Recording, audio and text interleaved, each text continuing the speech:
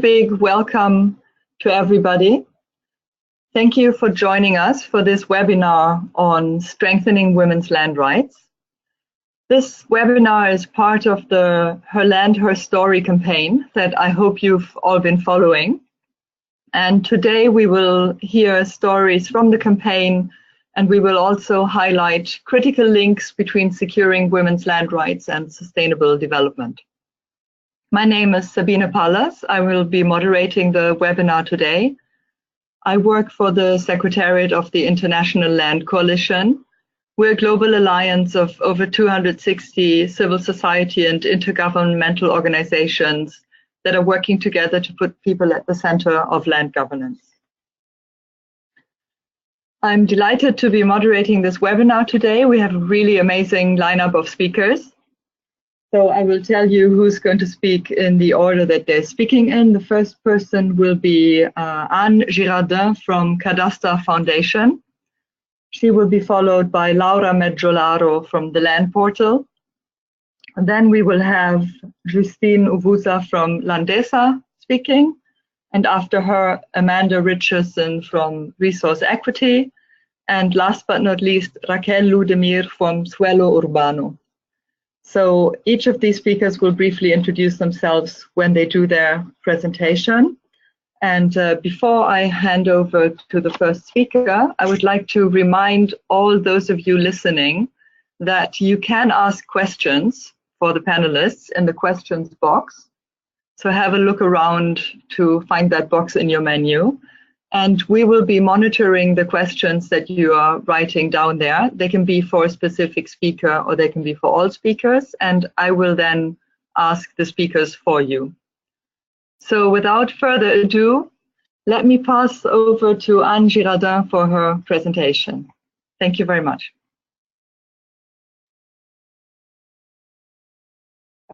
Hello, this is Anne. Actually, I think there's an issue because Laura was supposed to be first. Yeah, so I'll let Laura. Oh, I'm very sorry for the mix-up. Thank you. Thank you, Sabine. Thank you for the introduction. My name is Laura Meggiolaro. I'm team leader at the Land Portal Foundation, and I have the honor today to spend a few words on the campaign and this webinar, who comes nicely at the end of the Her Land, Her Story campaign on women land rights. The campaign was promoted, designed by Cadasta Foundation and the Land Portal, and in collaboration with 10 other organizations, and had the objective of advocating and raising awareness of the important topic of women land rights, but also reiterating our collective commitments to women land rights, and demonstrating the impact that women land rights have on women, families, and communities. So go to next slide, please. To Her Land, Her Story campaign was created with the belief that secure and equitable women's land rights are important to improve life, women, children, communities more in general. Everybody is aware that stronger land rights for women have a profound impact in communities. Women can have better negotiations and bargaining power with their family or their communities. They're more likely to invest in agriculture, using land as collateral for loans, for bank loans. So being women the biggest number of agricultural producers in rural economies in the South, more secure tenure rights means being in a better condition to safeguard the nutrition and food security needs of their families and kids. So I know I'm repeating the obvious, but with this campaign, we wanted to reiterate all campaign partners' commitment to strengthening women's land rights through their work, their projects, and their partnerships. Next slide, please. So the campaign was able to spotlight 27 stories and share their voices and their thoughts. It was a nice space for women to shed light on the important and notable work that women do with regard to land rights, be it activist or advocate, academic, or another level, but also stories on women fighting for their own rights. So the campaign has been planning since the beginning of the year, but it was launched on March 8th during the International Women's Day, and it ran from March to April. Immediately after we launched the campaign, we already had like 246 posts by 123 users, reaching 600,000 accounts and making almost 900,000 impressions. So really, really well received and visited. So the original announcement, which was sent out to promote the initiative, received close to 2,000 openings. And today's webinar also had an outstanding number of registrations, like 250 around. So I wish you really find it interesting and useful for your work. Next slide, please. Just wanted to spend a few more words on who we are and what we do. Women Land Rights. So the Land Porter Foundation,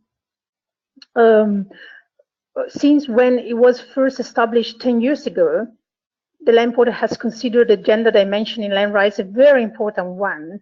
It worked really hard to collect a number of fragmented pieces of information, data, and media content related to the topic for years to be able to provide policy and decision makers a solid information for decision making. So through our land and gender thematic page, which you can see a snapshot here, which was one of the first thematic pages that we established years ago, we wanted to give users a glance of the topic, as well as sort of an entry point to go deeper into the subject matter by navigating through a wealth of resources. So the page is really rich in content, aggregated from multiple sources, and point people to what exists globally in relation to gender and land, ranging from very important databases, such as the Gender Land Rights Database, or FAO, SCD, CG database, and many others, as well as media and bibliographic content. Next, please. Online discussions have also been extremely important means to surface gender and land related issues across different geographies. So a lot of untapped knowledge exists that has not been captured in publications and databases, but need to be further generated by debates and dialogue. So this is one recent discussions we held on the issue of women land rights in the SDGs. Last one, please. And finally, the Land Porter offers a library. Next slide, please. A library of resources aggregated from more than 1,000 organizations and data providers. The library offers metadata for more than 45,000 resources from all around the world, from different countries and organizations, promoting, among other topics, also women land rights.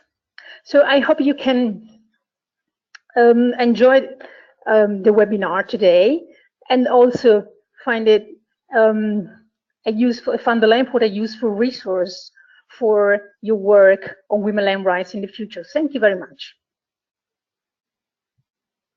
Thank you very much, Laura. I'm sorry for mixing up the order already at the beginning. And please, Anne, over to you for your presentation. So, hello. Welcome to the presentation from the Cadasta Foundation, Women-Driven Land Documentation. Next slide, please. My name is Anne Girardin. I am a program specialist at the Cadasta Foundation. I joined the organization a few months ago, as I believe that as a woman land surveyor, I can add a very specific value to Cadasta's mission. Let me tell you a bit more about myself. As a kid, my favorite topics at school were geography, geometry, arts, and sports. In primary school, I enjoyed drawing the map of France by heart, with all coasts, borders, regions, main rivers, main mountain ranges, and main cities. So I naturally became a land surveyor. When I started working in international development 12 years ago, I discovered that I was actually very lucky to have grown up with parents and in a society and culture that allowed me to explore my interests and become a land surveyor, which is still considered by many today as a man's job. So coming from the mapping industry, it took me a little while to actually change my mind and stop focusing on tools to solve land issues and start looking at social issues. Indeed, most of the problems that women face on this planet regarding the recognition of their land rights are related to culture and political willingness to change the myth that a woman cannot own land or even become a surveyor. I'm naturally determined to break that myth. Next slide, please. Now, a bit more about the Cadasta Foundation. In fact, the World Bank estimates that the ownership rights of 70% of the land in the developing world is undocumented. Cadasta was founded in 2015 to support the documentation of these lands and make sure they can be integrated into the formal land administration. Concretely, at the Cadasta Foundation, we develop and promote the use of simple digital tools and technology to help partners efficiently document, analyze, store, and share critical land and resource rights information. By creating an accessible digital land record of land, housing, and resource rights, we help empower individuals, organizations, communities, and governments with the information they need to make data-driven decisions and put vulnerable communities in their needs on the map. And of course, the Cadasta Foundation is committed to strengthening women's land and resource rights in all of its projects and partnerships. Next slide. So even in the absence of government efforts to formalize and recognize women's land rights, organizations and communities can tap Cadasta's suite of digital tools to document women's use of and claim to land as a step towards strengthening women's land and resource rights. The first thing that Cadasta can offer is a gender compliant platform. And by the way, we are in the process of improving the platform, which will make it possible to record gender in the subscription process into the Cadasta platform. In terms of communications and outreach, the Cadasta Foundation has developed materials specifically for women, as we believe that women's access to land tenure security will improve development. And finally, Cadasta encourages partners to use gender compliance standards like the Social Tenure Domain Model, STDM, and the Land Administration Domain Model, LADM, in order to comply with the Sustainable Development Goals, SDGs. Next slide. But in land recognition, if land recognition was reliant on tools only, then documenting women's land rights would be easy. During a land documentation intervention, it is crucial to understand the legal, political, and social framework. By understanding the legal framework, you will be able to understand the gaps and influence policies towards recognizing women's land rights. And of course, without the buy-in of the political class, the intervention can be put at risk. For example, I once worked on a project where the systematic registration of land rights was stopped by a governor on the launch day because he had not been informed about it. So make sure that the political class is well informed about your project and that they understand the challenges and objectives for women. And of course, as culture and history influence the way we access land, especially inheritance, it is absolutely essential to act within the local norms. Many daughters inherit from their parents, but they just don't have the ability to register the land on their name. This is a gap that we practitioners are often acting to address. So this framework of intervention is key to determine the process of land documentation in general, from sensitization to data collection to land recording and storage. Next slide. With more time, I could elaborate on Cadasta's approach to land documentation. But for the purpose of this presentation, let's focus on two important components of the process. One, convey the right message to the different stakeholders of the project. It is never easy to convey the fact that a woman can own land and have the husband and the family enjoy this land. On these two images, you can see two sisters in Nigeria. On the top one, Farida in the north. She's demarcating her land with her male neighbors. She's respecting local customs by taking full responsibility of the land donated by her father and wearing the veil. On the bottom image, Funke in the south, after succeeding in registering the land on her own and making sure that the entire family can enjoy it. These naive cartoons made by stakeholders of the project have been essential to reaching the entire range of the local population in the field, from the ones who can't read and write to the political class who endorse the fact that women should protect the family land for their own children. When communicating with local stakeholders, don't be shy, be creative. These naive cartoons work much better than professionally drawn ones. Also, don't hesitate to act out small dramas, especially in Africa, where people like to use stories and metaphors to express issues. So the second component, next slide. The second component we want to insist on is involve women in the documenting process. In certain areas of the world, it is mandatory to involve women in the field process to enter homes, especially in Muslim countries. They are also essential in resolving certain conflicts related to women and inheritance. So why not involve them in the entire documentation process? Women can talk with other women more easily and are often seen as having more empathy. And honestly, when it comes to using the tools and applying a process, women are also more accurate than men.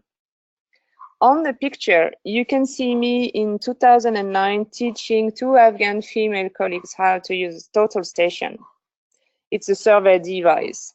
I trained a total of 4 female land surveyors during these 3 years there, and trust me, despite the extreme discretion, these 4 ladies are still today very inspirational for their families, friends, children, and the Afghan society in general. You may also have read the story of MM during the Holland Her stories, and MM is also one of my sisters in Nigeria who is a land surveyor. So last slide. So thank you very much for listening to this presentation. Feel free to ask me any question at the end of the webinar, and I will try my best to answer you. Also, find more information about the Cadasta Foundation on our website, cadasta.org. We also have a Facebook page, a LinkedIn page, and a Twitter account where we post regular information related to land rights, news from the field, and all these women around the world who are part of women's land rights recognition generally. Thank you. Thank you very much, Anne. That was great, and thanks for pointing us to one of the stories of the campaign, which I really encourage everybody to go and look at if you haven't done so yet on the Holland History page. And the next speaker is Justine from Landesa. Justine, over to you.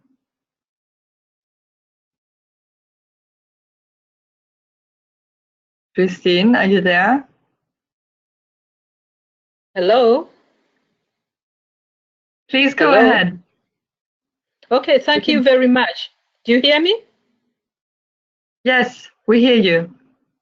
Okay. Yeah, it's a pleasure for us to be able to participate, I mean, us as Landesa to be able to participate in this webinar to talk a little bit about actually the women who will be talking by themselves in the slides you see here. But my presentation is divided into 3 areas which actually touch on Landesa's mission, which is to support governments in ensuring that the rural landholders have secure land rights. We support governments in law and policy, but we also support governments in implementation. And that is reflected in these 4 stories that I present today. So the stories are from 3 countries, Rwanda, Kenya, and Liberia.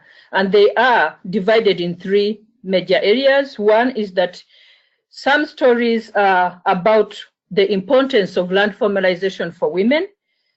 The other story also depicts the importance of women's participation in land governance and what it brings to women.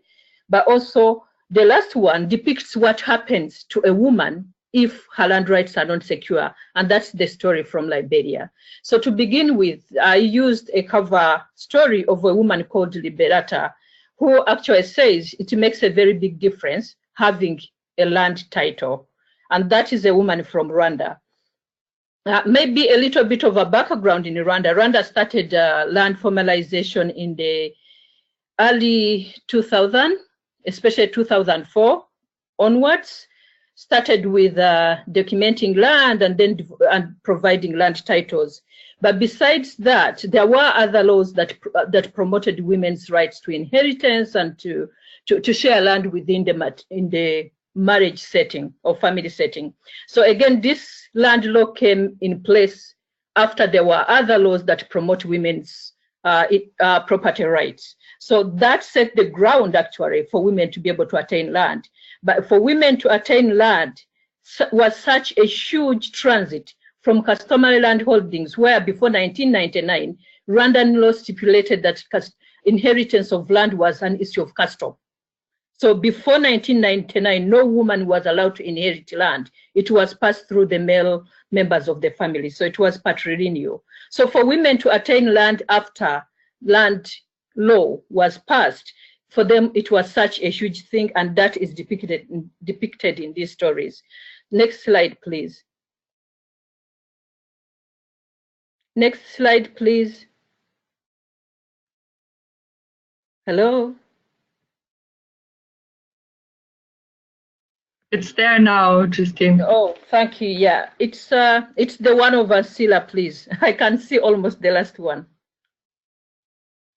Thank you. That's the next one. Yeah, so for Ancilla, as you can see, gaining land rights or formalization of her land rights gave her and her husband confidence to be able to invest in their land. They took a loan, and that loan helped them to buy a car, to buy a phone, to put electricity in their house, which facilitates their children through doing their homeworks in the night. And this is completely a rural setting. So for a woman to be able to do that, she has confidence that being on the land title as her husband is, she's secure. She feels like she can invest in that land because nobody's going to deny it from her. And as you can say, she said previously, if you had land, you couldn't use it to get anything. But now that I have a land title, I could take it to the bank and get loan from the bank, which I used to buy a cow. Again, a cow is a big thing because it also gives her fertilizer and milk for her children. That,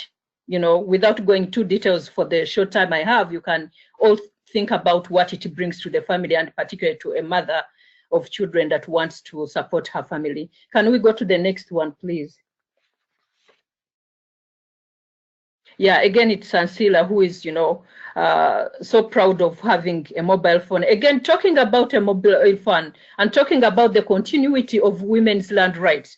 Rwanda is a country that has digitized every service, including access, rather transactions on land, access to information. Everything now is done on a phone. So for a woman to have a phone, it's not only a luxury, it's something that helps her to get information about her land, its status, to contribute to the land transaction, to get information from the government, you know, to pay her taxes. So it's such an important thing for her to get, which she would not have gotten if that land was not formalized. So that is just some of the examples that, you know, formalization of land can bring to the women.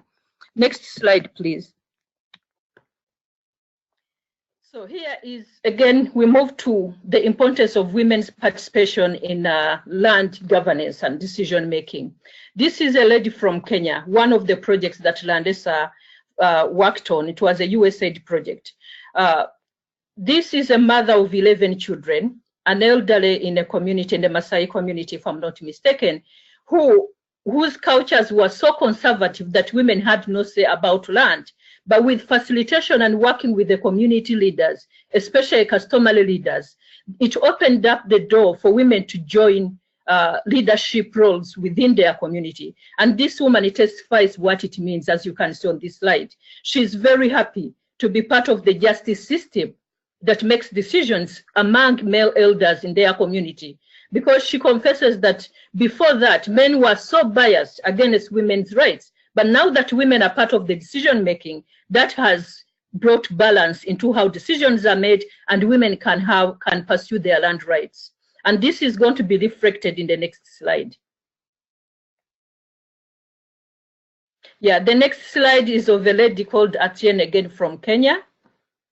And Atieno initially had issues with her land, where she separated from her husband, and she was raising her children on her own because the husband abandoned her. But not only that, the husband refused her a right to share the land that they had so that she can support herself, but also support the children that she was raising alone.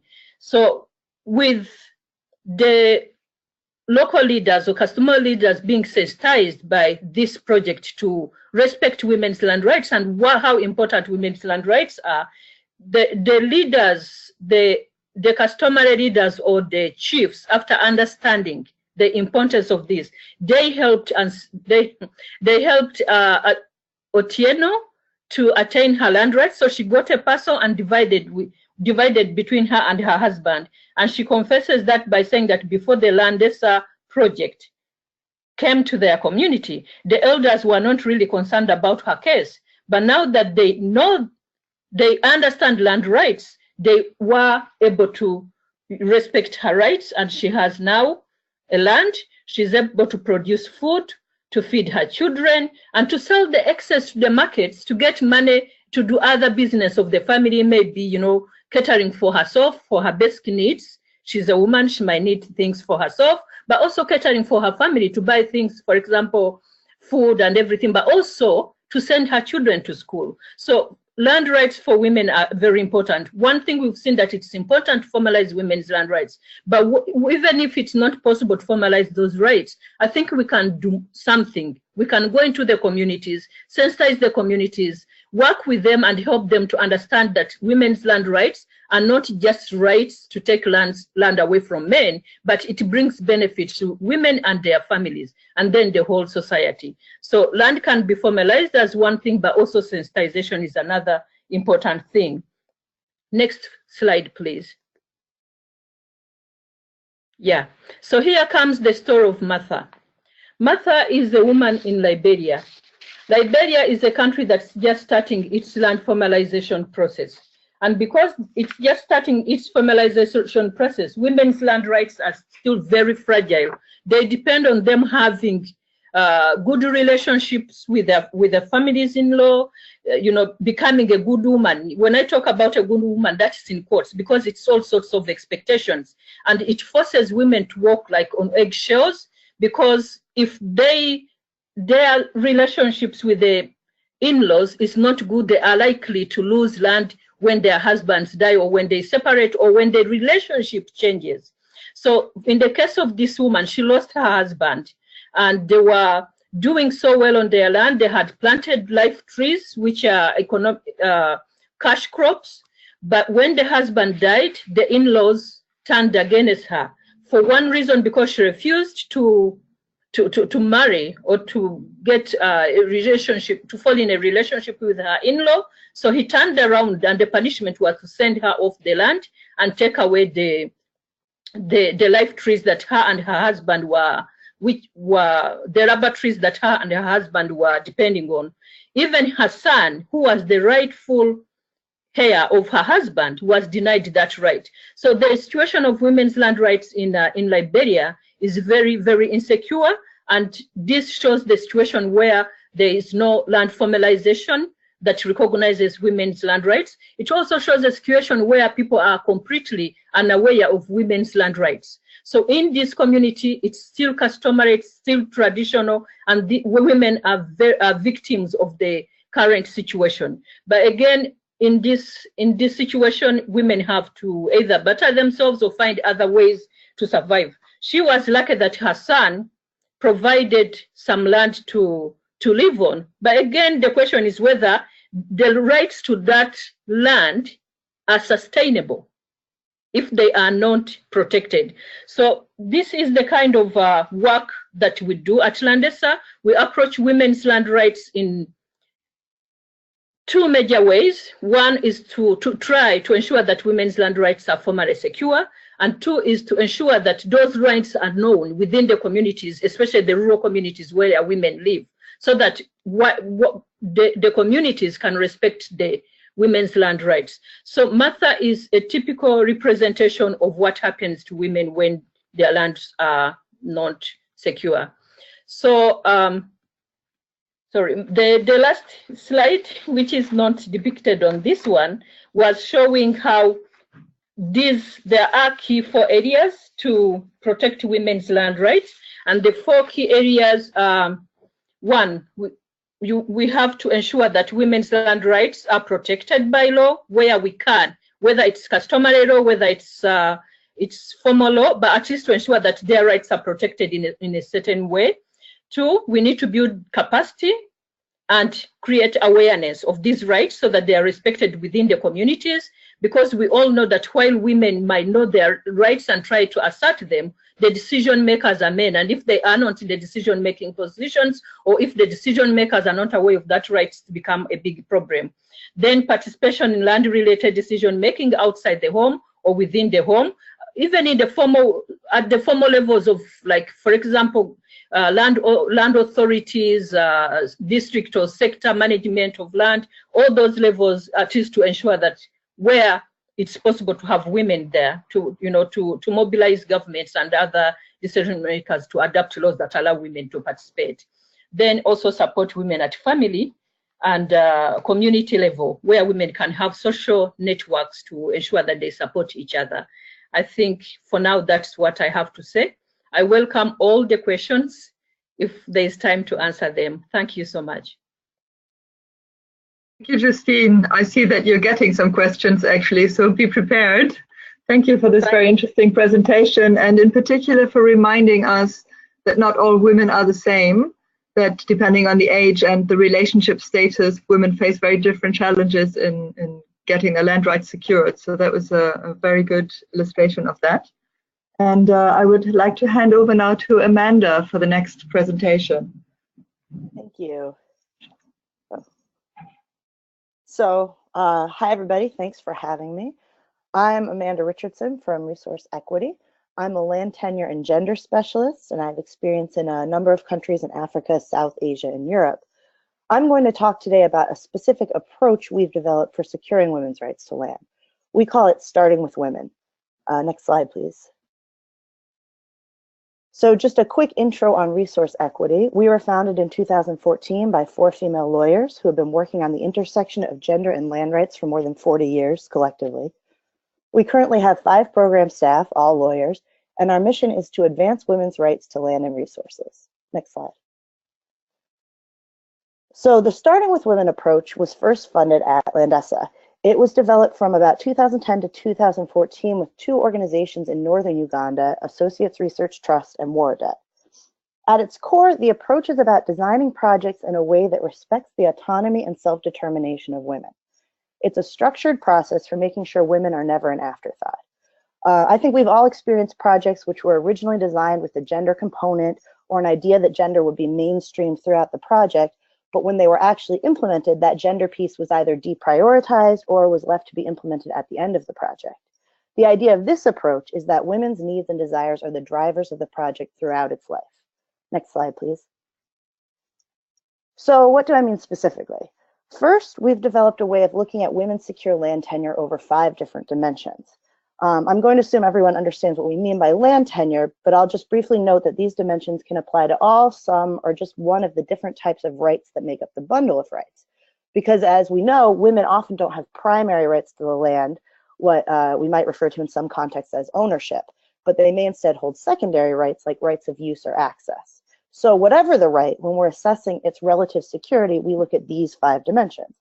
First, whether it is legally legitimate, that is protected under formal law, and whether it's socially legitimate, protected in practice. A right may not be protected at all under the formal law, or it may be protected but unequally, or it may be completely protected, but in practice, the woman is discouraged from exercising that right by social pressures or by custom. So then second, we have resiliency. That's the relative security of the right when context changes. So this may be when a woman's marital status changes, for instance, if she marries or becomes a widow, or when there are changes in the community, as when, say, a progressive leader who was helping to protect women's rights dies. Next, we have durability. That means that longer-term rights are more secure. For instance, a right to access farmland for a season is less secure than a lifetime right to live in a house. Next, enforceability means that the right is clear and understood. So, for instance, the holder of the right has a document and knows what it says. And also that the rights holder knows where to go if there's a dispute and is able to pay for and access that institution. Finally, exercisability means that a woman can exercise her rights without going through additional layers of permission that a man wouldn't need to, like getting permission from her father or husband to do something with the land. Next slide, please. So the second important aspect of the Starting with Women approach is working with women in 3 different ways: as individuals, as groups, and as members of their communities. So first, working with women individually helps address their subjective experiences when securing land rights. Second, working with women in groups of women helps them to establish a network of support that can help them feel less isolated in their experiences. Then finally, we work with women in their communities because in most places, land issues are community issues. A woman's land rights can depend on her status in the family, on the customary institutions and processes that determine rights to land in her community, on leaders and communities' perceptions about women's rights to land, and on women's awareness of and ability to realize their rights as members of the community. So working with women in communities helps to ensure a strong foundation and enabling environment for sustainable change. By working on these 3 different levels, we're able to recognize the culture that land rights are part of without making assumptions about whether that culture is good or bad, and instead recognizing its complexity, especially as it interacts with formal law. Next slide, please. Okay, so I wanted to end by talking about our experience of applying this framework in a pilot project in a community in northern Uganda, Padere. That's because the key 3rd feature of the approach is that it is iterative and responsive, and importantly, achieves this by working closely with local organizations and local experts. So just to give a brief context, Padere is in a post-conflict area. Land is collectively held with individualized allocation. And while the statutory law at the time wasn't perfect, it mostly protected women's land rights. However, the statutory institutions largely were not working, and people followed customary law rather than the formal law. The customary law was patrilineal and patrilocal and prioritized men's rights to land, so women's land rights in the area were quite insecure. So to begin, we identified local partners, Associates Research Trust and Waradet, and worked with them to use the framework to develop a baseline assessment and women's needs assessment that identified the specific elements of insecurity that were more relevant to the project participants. We then conducted qualitative and quantitative studies to determine women's aspirations regarding land and the barriers, needs, and opportunities in their local context. After that, we employed community-based facilitators to work with groups of 25 women to develop proactive strategies to meet their goals and overcome the barriers that they had identified. The project team then developed an implementation strategy that supported the group's action plans with activities that supported both the common aims of all of the groups and also supported each group's individual plans. Finally, the framework was used to evaluate the project to see if there were measurable changes in women's land tenure security as a result of the pilot. The framework provided a mechanism for breaking down the larger questions of insecure tenure into discrete measurable elements that could be quantitatively and qualitatively evaluated. So what we found was, a year after the project started, the end line found that there were strong improvements in the legitimacy, vulnerability, and enforceability of women's land rights, and that there was an overall increase in the number of women who rented or borrowed land and an overall increase in women's land-related decision-making. Next slide, please. So if you want to learn more about this, because obviously I've just kind of scratched the surface, please visit our website. We have a video, a toolkit, and some other resources there, and would love to share them. The website address is on this slide. So next slide, please. Speaking of sharing, I just wanted to close by telling you quickly about another resource equity initiative, our research consortium. The aim of this initiative is to create a hub for the collection, sharing, and exchange of knowledge on how to effectively secure women's land rights. We're doing this by collecting the existing evidence on interventions, what we know works and what doesn't, and then curating that evidence, identifying where there are gaps, and sharing that curation on our website, which I've noted here on this slide. Most importantly, our aim is to create and sustain a community for women's land rights researchers and practitioners with a shared language and framework for talking about evidence. If you're interested, please visit the site. You can sign up for our mailing list and you can learn more. Thank you. Thank you very much, Amanda. That was really very interesting. There's a lot more to talk about, some of the things that you touched upon, and particularly about this issue of culture interacting with formal law. So hopefully we'll have some questions on that. And I would like to now hand over to our final speaker, Raquel. Raquel, are you there? Yes, can you hear me? Perfectly. Okay, so thank you very much, Sabine. Hello, everyone. Thank you for the previous speakers. Amazing presentations. I'm happy to be a part of this webinar with you today. My name is Raquel Ludermir. This is me in the picture here, actually. You've been seeing my face in these beautiful campaign materials. And I'm very happy to be here in this, being a part of this webinar to bring to you a very urban perspective when it comes to women's land rights. I am a PhD candidate, and I'm currently researching on women's land rights in urban areas in Brazil. And I'm also an advocacy consultant for Habitat for Humanity's Solid Ground campaign and a knowledge platform called Suelo Urbano, which in Spanish means urban land. This is a knowledge platform dedicated to land tools in the Latin American and the Caribbean region. But I'm actually here to tell you a story of one woman and how her experience has transformed the way we now look at women's land rights here in Brazil. In the next slide, if we can move to the next slide, you see this is Maria do Carmo. She is now one of the local coordinators of the landless workers movement in the state of Pernambuco here in Brazil. I met her in 2016 when I was organizing a capacity development course called the School of Women Leaders in Tenure Security, led by Habitat for Humanity and ActionAid Brazil, that you may be able to see in the next slide. So you see here some of the women in one of the sessions of the school. And in one of those sessions, Maria do Carmo, here on the right-hand side of the screen, she shared with us about her experience of leaving the countryside and moving into a big city, seeking for better work opportunities and for better education for her 2 children. But she told us that she was working day and night to earn enough money to rent a shack in an informal settlement. But at the time, she was earning so little money that many times she had to choose between feeding herself and her 2 children, of course, or paying the rent. And of course, she was evicted by the landlord. But that's when she joined the social movement, and she started to learn more about her housing, land, and property rights that are secured in our Constitution to men and women equally.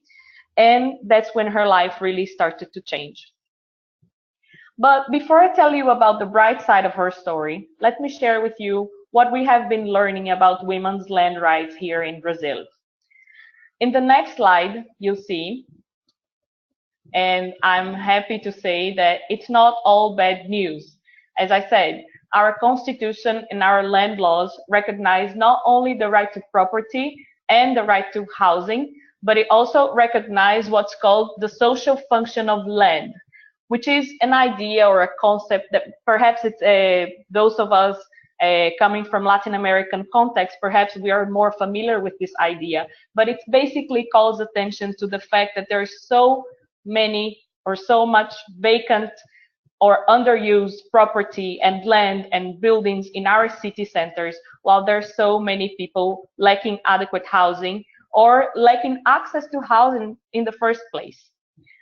So this is ensured in our constitution and in our land laws. In addition, when we look at our family and our personal laws, men and women are treated equally. So what I'm saying here is that inheritance or marital regimes are not key issues when it comes to women's land rights. What I'm saying is that women have equal rights to men to own inheritance and manage land and property. And moreover, our housing and many of our land policies and programs have prioritized female-headed households and joint titles since the 1980s. So what we see here in Brazil is really a different picture that we just heard of from the previous presentations and that we know can happen in other countries. But yet, we can still assume that there is a huge gender gap when it comes to women's land rights, even though there is no official data being collected on this very issue. And this is actually something we can talk about later on, about the SDGs and the different targets to collect data on women's land rights. So one of the questions that I have been trying to answer in my PhD research that you can see on the next slide is, what is it exactly then that is challenging women's land rights in urban areas in Brazil? And of course, I brought you some hints based on my ongoing PhD research, focusing on women living in low-income settlements in the city called Recife, here in the northeast region of Brazil. In the next slide, we start to unveil these hints. We have come across enormous or massive cases of development-led evictions. Just to give you an idea, we are talking of, in only one city, we're talking about at least 150,000 people affected by such land conflicts. And this is a phenomenon spread across the entire city. And we sure know that this has a disproportionate impact on women before, during, and after evictions. In the next slide, we will find other elements that have been challenging women's land rights in urban areas in Brazil. And they are very much interconnected in some ways.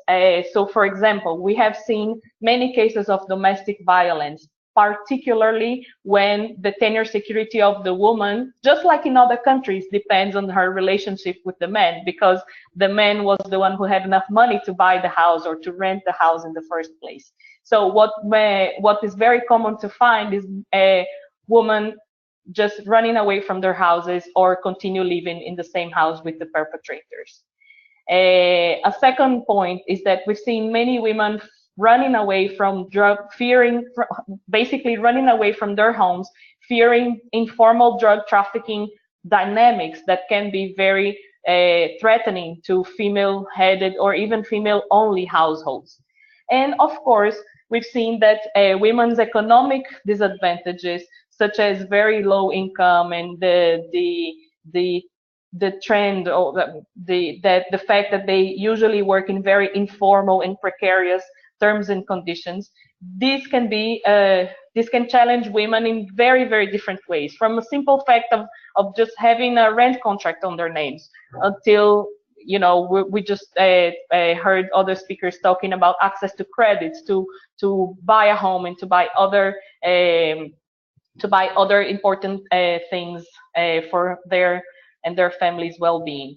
So, and here, of course, when I'm talking about economic disadvantages, I'm only talking about only half of the working age women who have access to paid for labor force. And last but not least, it's very important to notice that we've been coming across many cases where women have limited legal and political empowerment. So many women lack awareness of their own rights. They lack access to justice. They lack access to critical resources and information to defend their rights, not to mention the many times conservative attitudes of our judiciary branches. And of course, we can also see many cases of limited political empowerment that challenge women's participation in land-related decision-making. And this very last point brings us back to Maria do Carmo's story that I started to tell you in the beginning, that we'll see in the next slide.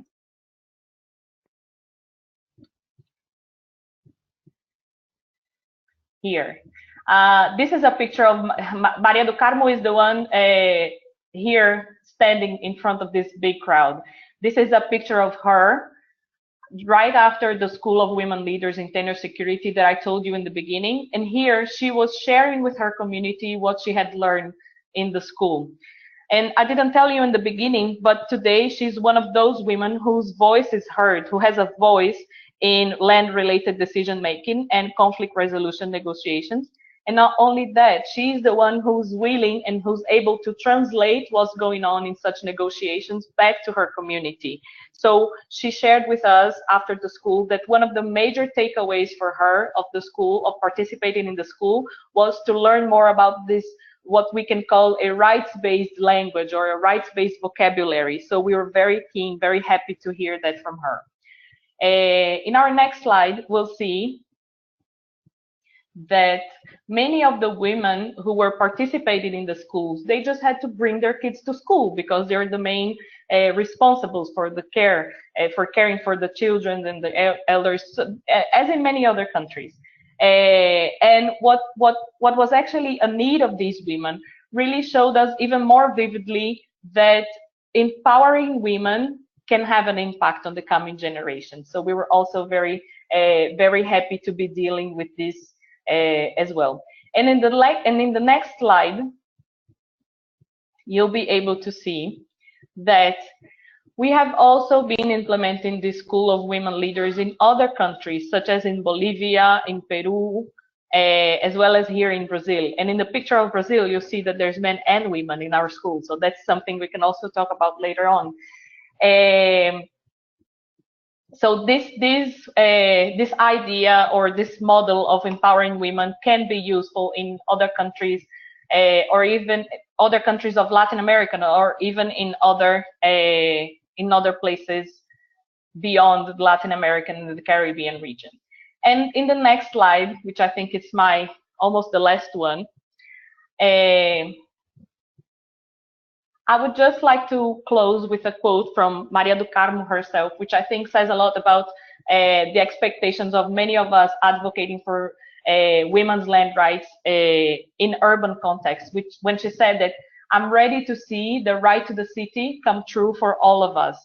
And I'm positive from hearing from all of the previous speakers and from learning more of your initiatives that I'm positive that until that happens, we will continue to work towards making sure that women's land rights is respected and realized around the world.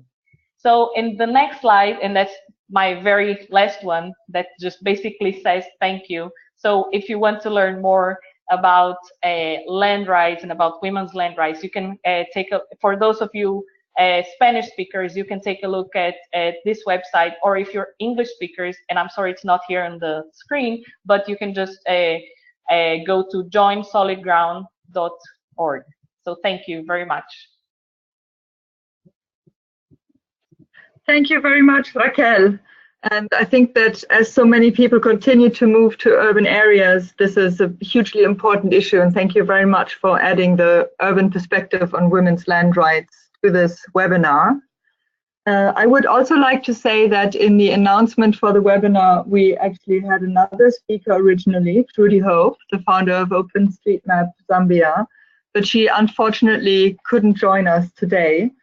So in any case, the presentations will be shared after this webinar, and there's also a video that will be shared on the work that Trudy is doing, in particular in Zambia. So for those of you that joined us today to hear about that, also apologies that we couldn't make that happen, but we will share information with you after this webinar.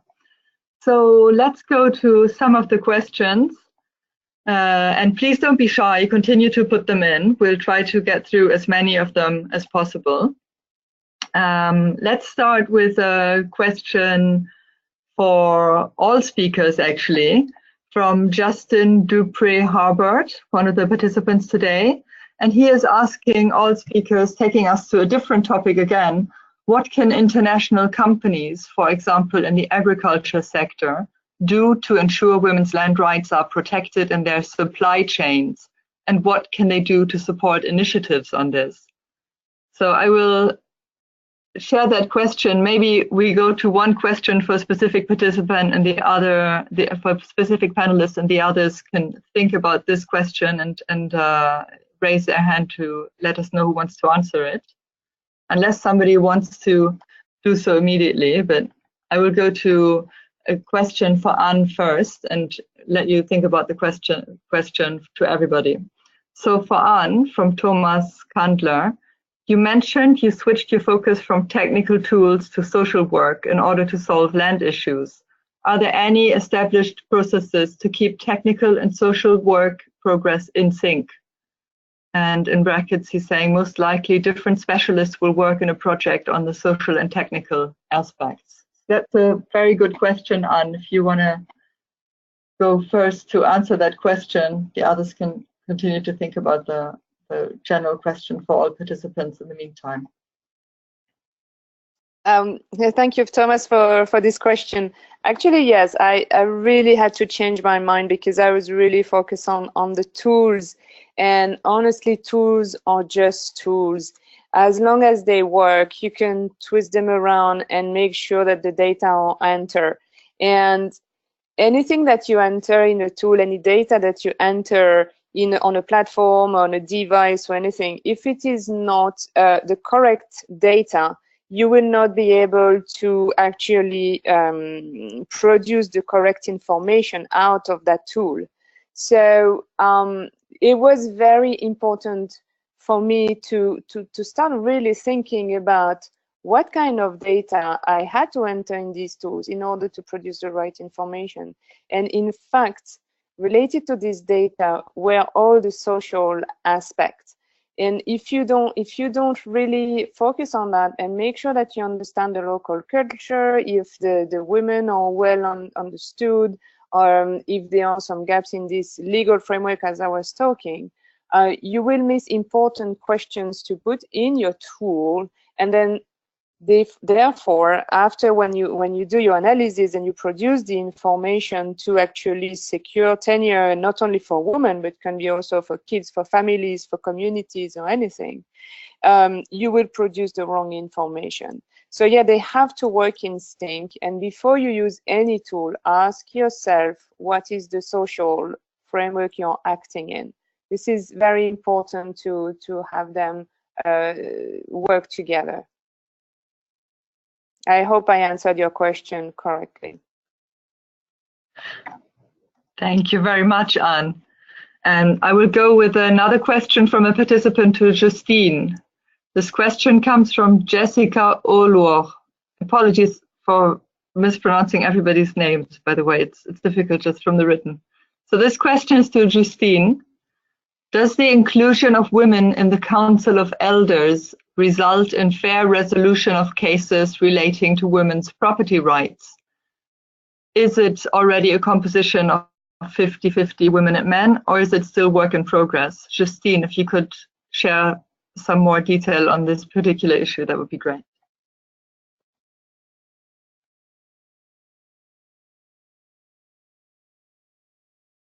Thank you. I think that is a very good question from Jessica, because the question is whether just adding women to men's groups will make a difference. I think what is necessary most of the cases, while numbers are very important, especially if it includes democratic processes where people or members need to vote for a motion, on a certain motion, numbers are very important. But I think what is also equally important is to ensure that these women are empowered to understand what they are dealing with, and the environment is friendly for them to be able to assert their views. So most of the cases, it's not an issue of 50-50, which we can get there or even go beyond. But the biggest issue and what we need to do as practitioners is to ensure that as we campaign for women to be in those places, we have also empowered them, because men have been in leadership for a while. They've been dealing with these issues for a while.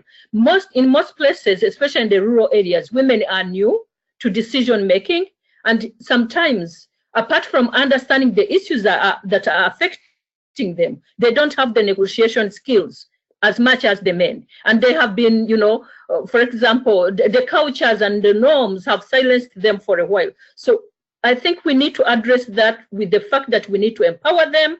Empowering them means, teaching them about the laws, teaching about the issues they're dealing with, but also empowering them to be able to speak out, to have the confidence in themselves to deal with these issues. I don't know if I've answered the question, but I think that those two elements are very important to work together: empowerment and also having women decision making.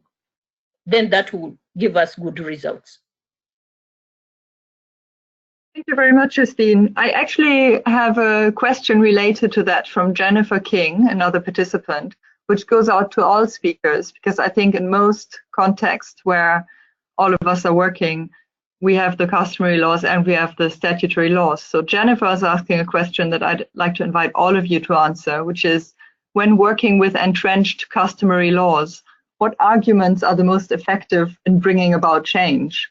For example, are there economic arguments, arguments about the family, children, etc.? I think this is a great question that probably all of you would have something to say about. So now I think I have to pick somebody, otherwise it's always hard for a volunteer to come forward. So let me ask Amanda.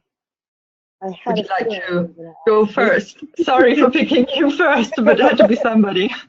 Yeah, sure. So when working with entrenched customers, I mean, it obviously depends on the context, which is part of what the starting with women approach and our approach is always about, making sure you understand the context first. So it obviously will vary, but I would say something we found in Uganda that was interesting, and I've seen this in other contexts too, in Kenya, is that what people really wanted to know, especially leaders, is what the law said. So it was really where there was ambiguity about a rule or a law, or where they just didn't know what the rules were, where there are more infringements on women's rights. So just the simple act of educating people on what the formal law says can actually have a big effect on how they change custom and changing attitudes towards women's land rights. But I would say also, I've also seen in my work that talking about the economic benefits is a hugely persuasive, and also doing simple exercises like taking people through a woman's day, showing them how much work a woman's doing, and then showing what the benefits might be of women's land rights. It helps people just take a step back and kind of see the practices through objective eyes. And can change attitudes pretty quickly, actually.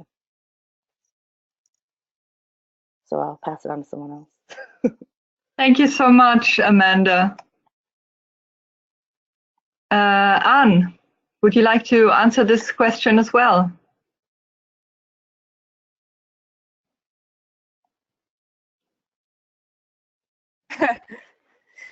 Why not? I will try. Actually, sorry, I didn't activate my phone. It's always a challenge in the field to actually mix the statutory and customary systems together, because they often don't match, and the statutory system is often very far from the customary system. Though more and more countries today are actually trying to make an effort to really recognize the customary systems as legal. And so there are many interventions done in many countries, and I'm mostly thinking about Africa or speaking about African countries. And I was recently in Sierra Leone, where they just passed, they didn't really pass a law, but they amended the policy on recognizing the customary system. And they really want to start registering land rights to understand what the customary system is. And so when I was there, it was also a matter of make sure you also include women in all your questionnaires and all your understanding, because apparently in Sierra Leone they have women that are chief of communities, and they also have women landowners. It's something that is pretty accepted in Sierra Leone, but it may not be in other parts of Africa. So these are very important issues to actually raise when a country is determined to recognize customary systems. Make sure that the woman's or the gender is included in that. Thank you, Anne. Justine, would you like to add anything on this particular question before we move on to another question, maybe, as I see there's still some more questions coming in? Yeah, I think also to emphasize the idea that we need to understand the context, to understand those people's way of life and find entry points. But the other thing is that we have to be flexible when we go into those communities. Yes, we know what we know, but those communities have their own structures and ways of disseminating information and dealing with the issues that they have. So working with them and being flexible in the way we address our issues and having those projects that are not so closed, I think can help to understand that while we are looking at the broader goal of the project, we are also flexible to address the issues that we found on the ground. And this is very important, especially for addressing women's land issues, because once you get there, you find that probably there are specific issues that you never planned for that you need to address. So that flexibility in those conservative communities is very important, because it requires time and it requires money that we might not foresee as we design our project. The other thing is to respect the culture, to ensure that you're not showing these people that you're all knowing, that their way of life is evil or is wrong, but to show them that there's a better way to do things. If they, to show them, like, Amanda was saying, what does this bring to the life of the woman? What does it bring to the life of her family? What does it bring to their community? So that they can see it by themselves rather than them thinking that you're coming to condemn their way of life. So being flexible, respecting cultures, and that comes with understanding of the context. Yeah, that's all I wanted to say about it. Thank you. Thank you, Justine. And I would like to pass over to Raquel for a question that actually builds on the question asked to all speakers. And that is coming from Maria Victoria Garcia to Raquel. And she's asking, unfortunately, there is still gender inequality in access to economic and productive resources, such as land, water, credit, justice between women and men, because gender-based discrimination is socially constructed. Even if men and women are treated equally by law, such as in Brazil, as you mentioned, how can we get over this socially constructed situation? Raquel, if you could elaborate a bit on Brazil, please. Yeah, sure. I think to respond to that, and perhaps something that I've been thinking here about the previous presentations as well, for some of those of you who are thinking and working towards change in the laws, perhaps the case of Brazil would be a day after, when you do have these changes you're working towards. And when that happens, it's really important to have women empowered to understand their rights, and not only that, to have access as I forgot that, I think it's Laura Garcia, something, I forgot the name, I'm sorry. Laura, yes, exactly.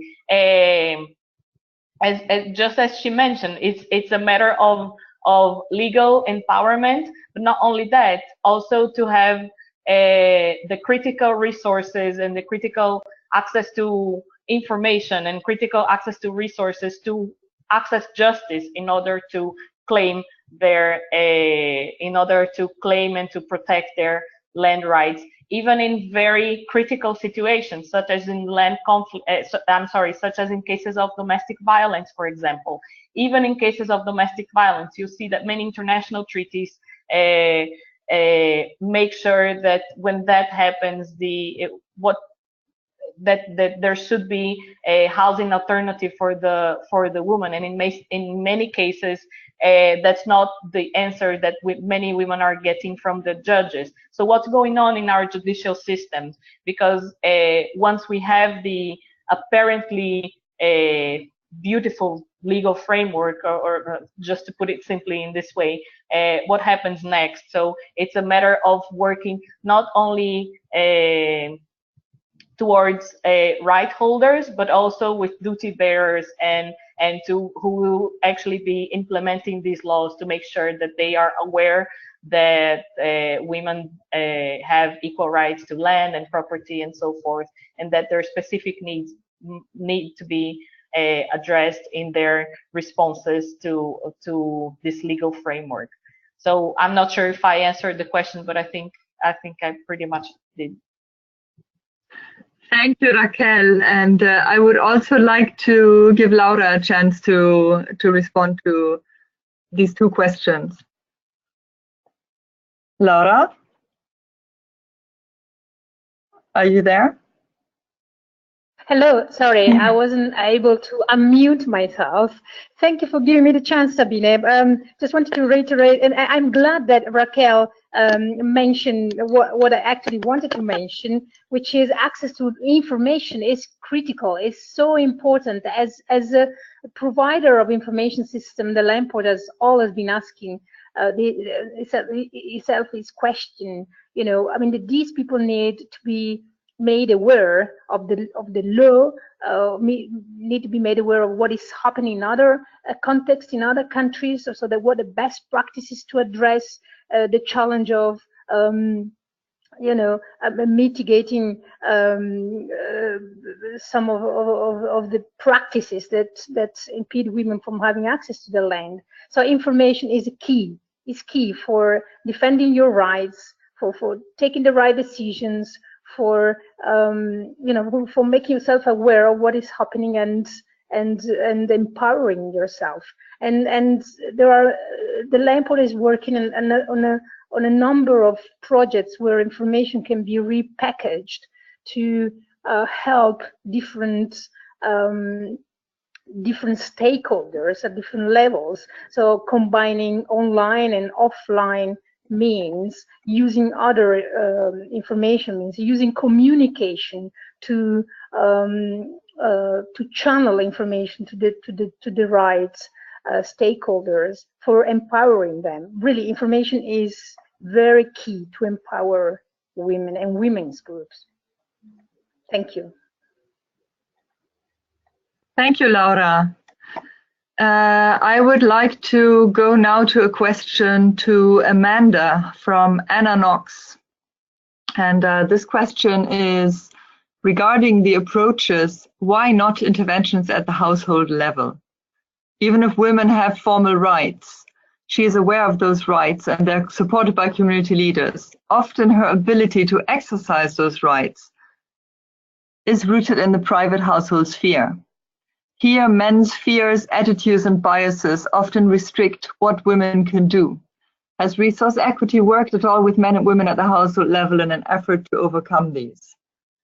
Very good question to you, Amanda.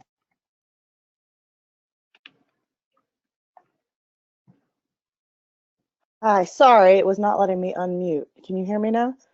Yes. Okay, great. Thanks for the question.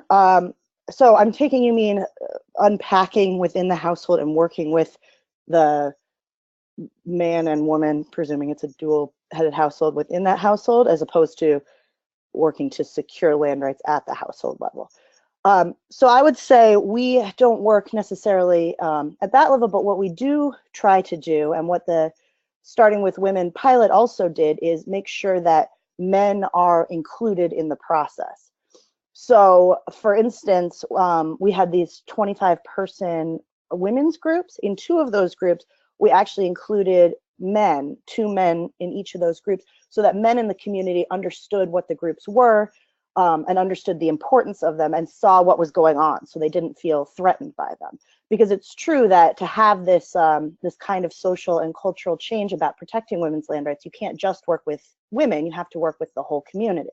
That's kind of that three-pronged approach I was talking about, working with women as individuals, in groups, and then really situated in the community, doing things like working with elders, getting them on board through ongoing outreach, and then doing things with the whole community, like community-wide discussions, performances like plays put on by a local theater group. All of those things have to work together to get the whole community, which includes the men and the husbands, to understand the importance of protecting women's land rights, because you're right, it's within those relationships that women's rights really become secure. Thanks. Thank you, Amanda. Actually, we have a question to all speakers that links to this question as well, and that is from Sergio Costa, or Sergio, I don't know. And the question is it possible to secure women's land rights by empowering women without empowering men? So that's a slightly polemical question to all of you. Who would like to go first? Not Amanda, because she's just spoken pretty much about this.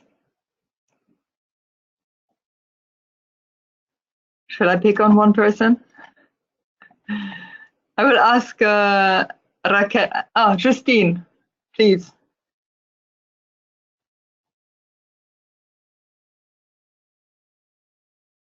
Go ahead, Justine. Sorry. Thanks, I've just been unmuted. Yeah, I think Amanda touched on this very well. For me, I think talking especially from the context of Africa, where most of decision making is done by men, it would not be possible to only empower women about their land rights without, sensitizing men to understand them, but also to respect them. This is where, if we don't do that, this is where we see situations of conflicts in the family when the woman starts to, takes a step to assert for her land rights, and then she's not protected at all within the household. I think it leads to that other question that Anne Knox asked, where if we don't empower the households, it becomes very difficult for a woman. This is a situation of what is happening in some parts of Rwanda, especially in the rural communities. Rwanda adopted laws that protect women's land rights, whether through inheritance or marriage, and these laws are enforced in most courts. When a woman has a case, it's respected. But just last year, November, Rwanda had 2 killings of women within their houses because of property rights, simply because these men are not empowered to understand that women have equal rights on the property just like them. And I'm talking about cases happening in the elite families, not even in the rural communities. So imagine what's happening in the rural communities. So I think it's important to empower the whole community to understand women's land rights and also to respect them, but more so empower women to assert for them. Thank you. Thank you, Justine. I would like to pass the same question over to Anne, please.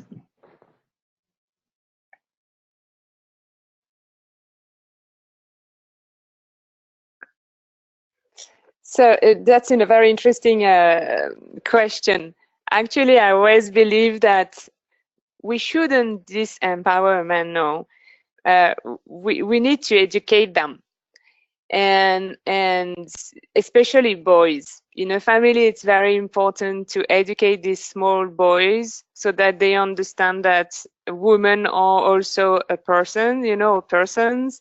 And for me, that is the most important. It's about education. So it's not about really empowerment or disempowerment, but really a question of education. That's my answer. Thank you, Anne. Raquel, do you want to add anything on this particular question? Sure. I'm really seeing the what the previous speakers have been sharing as the day after for me. So when we see, as I'm talking from a context where men and women are treated equally, so perhaps this would be a tricky question. But if you do look at some of the most precarious places, you will probably find more women in the poorest of the poor situation. So I would I really enjoyed Anne's answer to that. So it's not a matter of disempowering men, but also educating them, but not forgetting that women are most often in the most precarious or the most vulnerable conditions. So I'm not sure if the question was related to where should we focus, or how should we share or divide our efforts, but I think it's a matter of really focusing on women, but not forgetting to educate the men, and particularly the young men in such places. Thank you. Thank you. So definitely something to think about more is how to bring all of these issues to the next generation and how to change attitudes that way. I have another question here to all speakers, actually, from that again builds on what we just spoke about, from Sonali Mohapatra. And the question is, how easy or difficult is it to deal with conflicts related to the rights of women? So I think maybe it would be nice if each of you could share a specific example of, conflicts related to land rights that you have dealt with in your work and how you addressed it. Now I have to pick on somebody again, which is actually difficult because I don't want to, jump on you, but let me ask Justine to start. Do you have an example of how you dealt with conflicts related to land rights of women in your work that you could share? I do, thank you. In some years ago, when I worked on conflict, really, in 2008 in Rwanda, Landesa had a project on training community-based paralegals to deal with land rights, land rights of women, especially training them based on family laws, including law of inheritance, including land law, including children's rights law, a number of laws that we were, and yet we were also helping the paralegals to work with them, like on job training, to deal with some issues. So we faced, I'll talk about two major cases that were really appalling or bad, to the extent that they had started leading to very bad physical violence. In one family, they allegedly say that one of the family members had been killed by her own father. In another case, the man was planning to kill her wife or his partner because he wanted her to die so he can remain with the land with his actual family that had come on that land after he had fallen in a relationship with this woman, but the property belonged to the woman. So the answer was to kill her so that she dies and he remains on the land with this woman.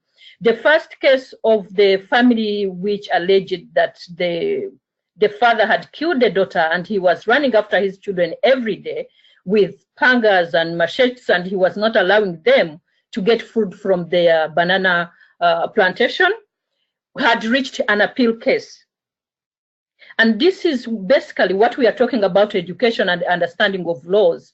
This is basically because these people did not understand what the law says about each member of the family's land rights. So when we went into that community training opinion leaders about land rights, and with our 4 paralegals, we were told about this case.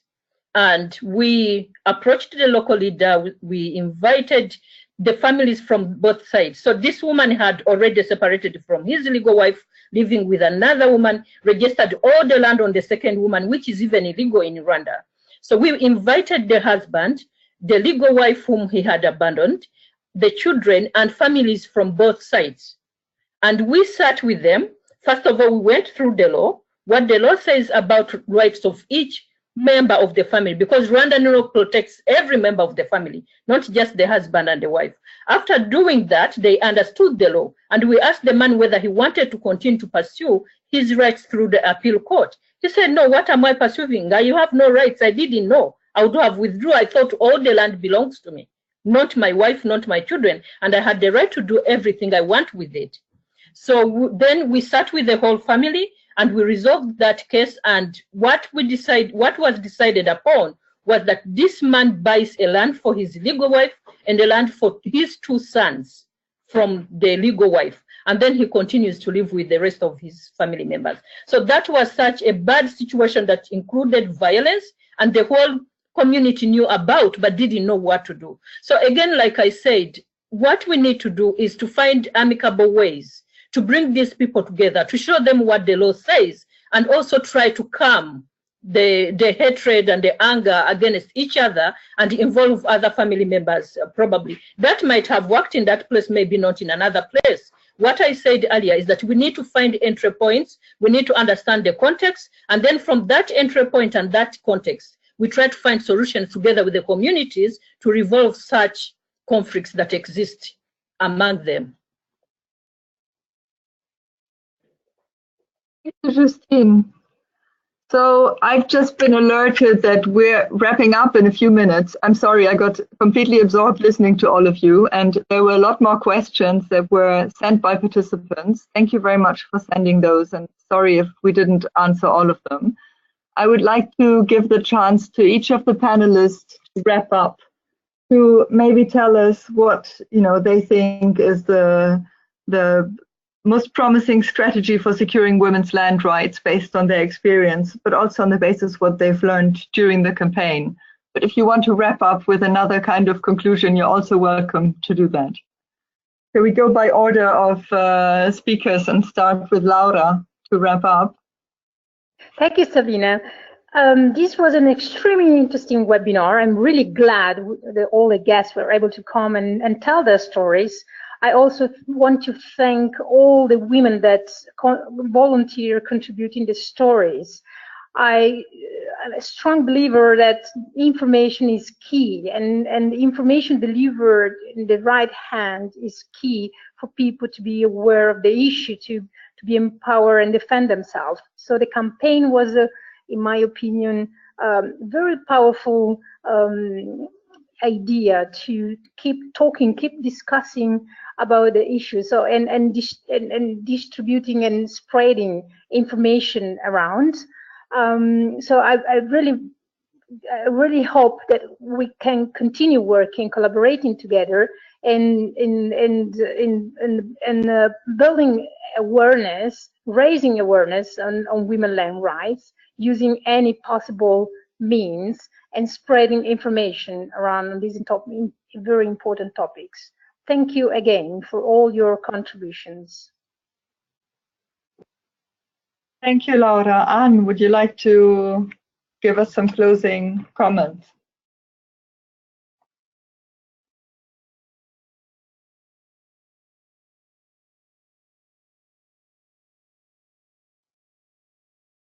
Hello, Anne, I think you're muted. Ah, okay. Sorry, I couldn't unmute.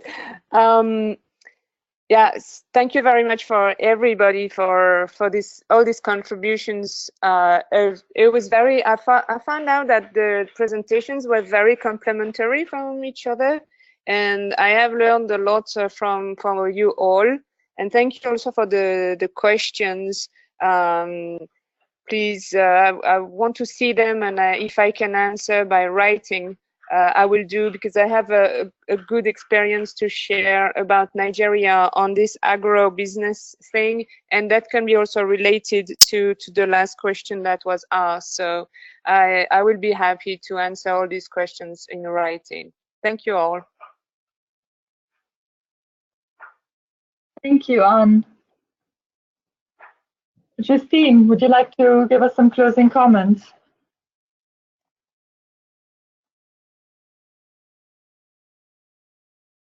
Thank you.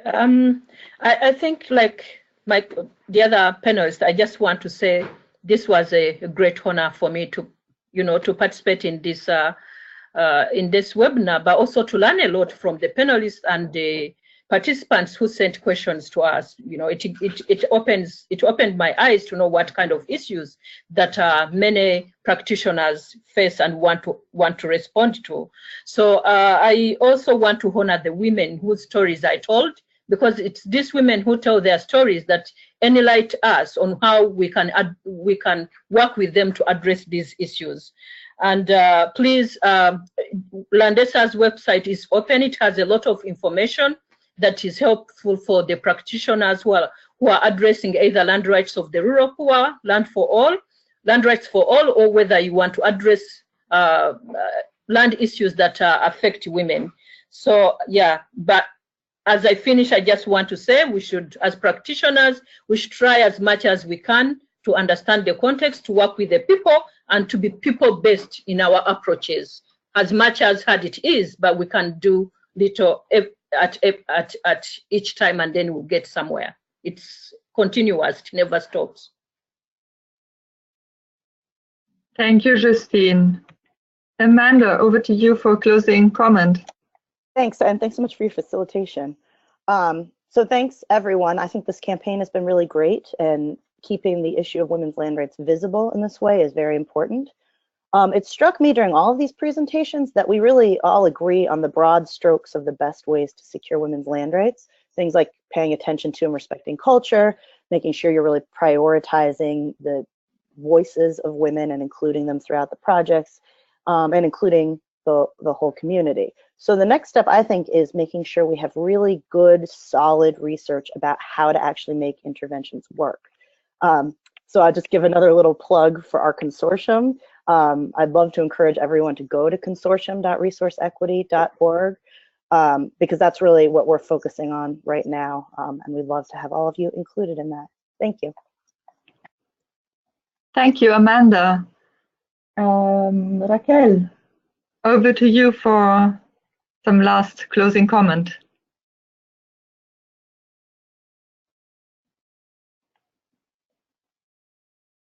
Raquel, are you still there?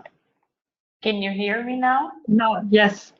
Okay, so thank you very much, Sabine, and all the organizers for allowing me this opportunity to speak with you today and bring a little bit more of this urban perspective and a little bit more about the reality and what's going on in some of the contexts in Latin American region, which sometimes it's a bit overlooked in the global dialogues about land rights. So I'm very happy to be here and to be learning from you, and also to be sharing with you a little bit of the main challenges and barriers and what's going on in addressing women's land rights in the region. And perhaps I've just received some messages here of people asking for more information about the School of Women Leaders in Tenure Security. I'll be happy to continue discussing or answering in writing if that's possible. That's no problem for me.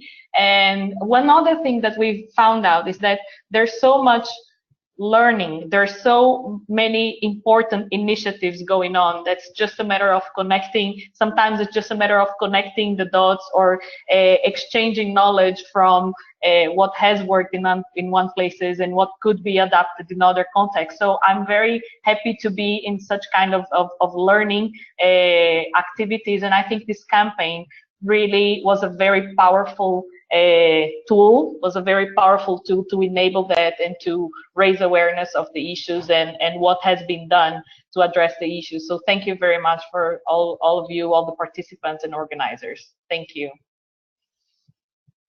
Thank you, Raquel, and thank you to all of the panelists. It's been really, really fascinating to hear you all speak, and I think we have a lot more to share. We could definitely remain more time, but we've run out of time. So I particularly appreciated that you shared, yes, the challenges and the many issues related to insecure land rights that women, or many challenges women face when trying to secure their land rights, including domestic violence, for example, and you know, food insecurity, the disempowerment that many women face.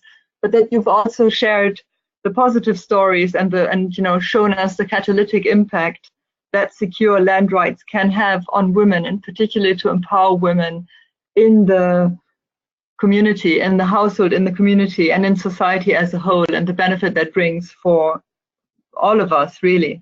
So I will close it here. I would like to tell you that we got a lot of questions and we didn't manage to cover all of them. So I leave it to the co-organizers of the webinar to maybe let everybody know where the presentation will be shared, and also the video from Trudy on Zambia, but also whether there's a way to have these questions answered possibly by some of the panelists in writing.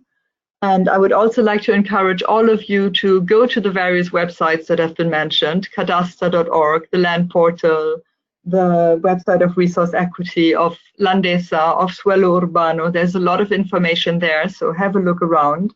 And last but not least, please also go to the website of herlandherstory.com. And if you're on Twitter, you can also check the hashtag herlandherstory, and you will find a lot of materials and links there to follow up on what you've heard about today. So thank you very much, everybody.